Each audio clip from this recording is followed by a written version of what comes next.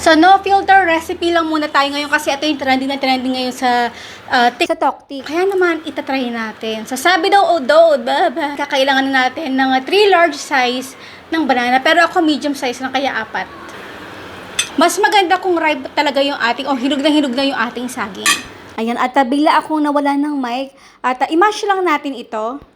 At nga pala sa video na napanood ko ay binilender pa talaga nila yung kanilang banana. Pero di naman lahat tayo halos ay merong tayong blender. Kaya naman tinador ay okay na.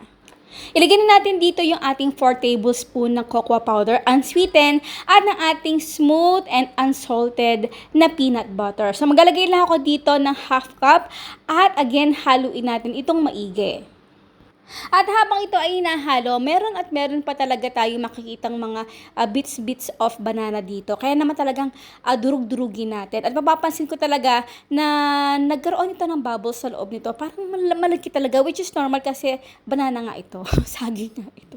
At ito nga pala ay gumamit ako dito ng 5 by 5 inches na square. So ito ang recipe natin at ingredients ay eksakto na talaga para dito sa ating ginamit na molde.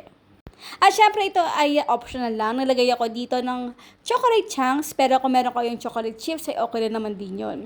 Nilubog ko lang ito at again naglagay ako dito sa ibabaw ng chocolate chunks. Mas masarap kasi yung chunks guys. Sarga na mga kumakalat pa yung pagka-chocolate nito sa loob kapag ito ay natutunaw at nabe-bake. Nga pala habang ito ay piniprepare ko ay nagpipreheat na ako ng ating oven to 180 degrees Celsius. So ito ay tamang-tama lang mga 15 minutes before. At ito isa lang na natin ito ng mga 30 to 35 minutes. So after 25 minutes, check natin gitna. So after 35 minutes, tatanggalin na natin ito. Check. Ayan, medyo okay na. At ito na yung ating brownies. Sabik natin ito for exactly 35 minutes. At ito ay napalamig ko na.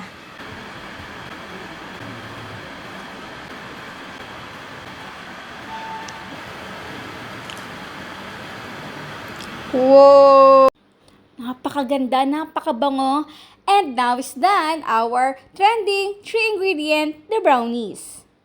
Aba, syempre, bago tayo magtikiman portion, ang tanong ni Mami Shirley, ilang minuto natin binake itong ating napakasarap, trending na 3 ingredients na brownies? Syempre, ang inyong sagot sa comment box section.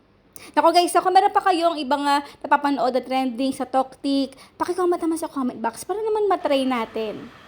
Kung legit.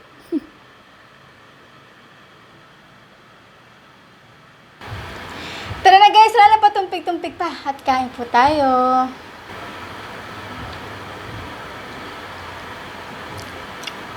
Wow! Grabe! Galo ba yan?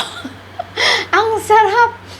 Ito yung 3 ingredients, napakamura pa, napakadali din pang bilihin sa sari-sari store at mura pa, di ba? Kahit nagka-crave kayo sa panghimagas, pang matamis, masustansya pa.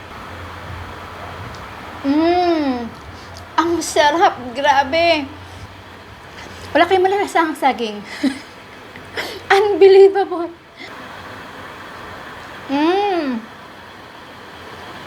No flour. Marami na naman tayo makakain dito. Hinay-hinay lang. Ganyan siya ka-moist. No sugar, no flour. Panalo to. Grabe, oh. So, yun po guys. Maraming po salamat sa inyo lahat. Kung meron kayo request dito ng mga trending recipe sa TikTok, sa Facebook, sa YouTube, pakicomment sa comment box section at itatry natin gawing no filter. So, yun po guys. Maraming po salamat sa inyo lahat ng ating outro. Keep safe, be healthy, and be happy. Bye! Last. Mamma mia.